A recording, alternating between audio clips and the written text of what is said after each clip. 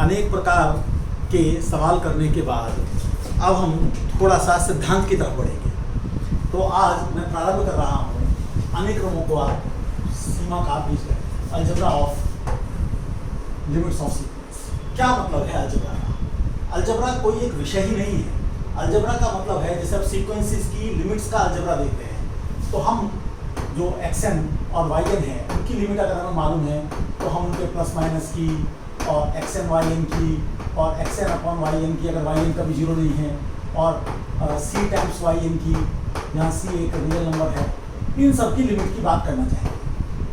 तो इसको हम कह रहे हैं अलजेब्रा ऑफ लिमिट्स। इसकी बड़ी आवश्यकता है। जैसे नीचे एक उदाहरण है कि अगर मेरे से पूछा जाए कि भाई इसकी लिमिट आप बताइए, ये प्रूव करिए कि इसकी लिमिट -1 है, और मैं एप्सिलॉन वाली डेफिनेशन को देखूं कि गिवन एप्सिलॉन ग्रेटर देन 0 के लिए मुझे n0 निकालना है ताकि मेरी शर्त पूरी हो, तो आप ये समझिए कि ये काम काफ़ी मुश्किल होगा।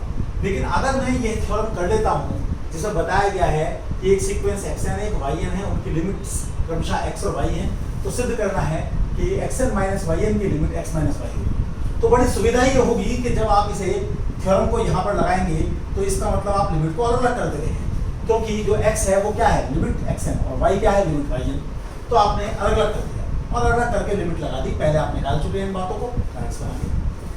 तो इससे हमको ये पता चलता है कि इस प्रकार की जो थ्योरम है वो अनेकानेक रूपों में प्रयोग होंगे। चाहे गुणा हो रही है, भाग हो रही है, जोड़ हो रहा है, घटा हो रहा है, किसी रियल नंबर से मल्टीप्लाई हो रहा है जिसे स्केलर मल्टीप्लिकेशन कहते हैं। तो उन सब के बीच में ये हमारे जो तरीके हैं ये काम करेंगे। अब मुझे xn की लिमिट x पता है, तो दिए गए एप्सिलॉन ग्रेटर देन 0 के लिए n1 मिलेगा ताकि ऐसा हो, और इसी प्रकार से इसी एप्सिलॉन के लिए n2 मिलेगा ताकि ऐसा हो।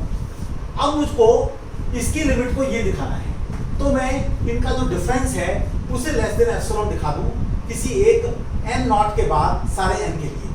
तो वो n0 कैसे ढूंढा जाए? वो n0 जो है वो n1 और n2 की मदद से ढूंढा जाएगा।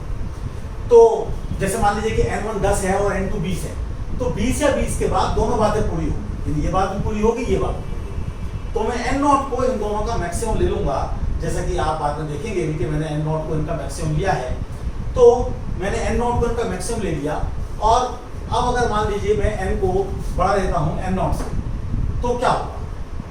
तो n जो है वो n1 से ही बड़ा होगा और n2 से ही बड़ा होगा। तो इसका मतलब क्या है, ये भी होगा और ये भी होगा।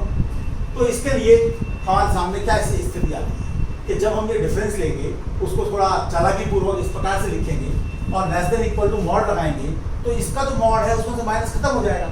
अब ये भी लेस देन एप्सिलॉन है, ये भी लेस देन एप्सिलॉन है, तो इसका मतलब ये है कि हमारी ये क्वांटिटी जितना चाहे एक दूसरे के निकट आ सकती है, क्योंकि मैं एप्सिलॉन को यथासंभव जितना आवश्यकता है उससे छोटा लेकर मैं इसको जितना चाहे उतना पास बना सकता हूँ, यानी इसकी लिमिट ये है। यहाँ एक विशेष बात मैं कहना चाहता हूँ, कई बार हमारी पुस्तकों के लेखक शुरू में कभी तो यहाँ पर एप्सिलॉन लेते हैं, कभी एप्सिलॉन बाई 2 लेते हैं, कभी एप्सिलॉन बाई 3 लेते हैं। एक साधारण व्यक्ति को जो गणित जानता है, विषय जानता है, पहले से ये कैसे पता पड़ेगा कि मैं कितना लूँ?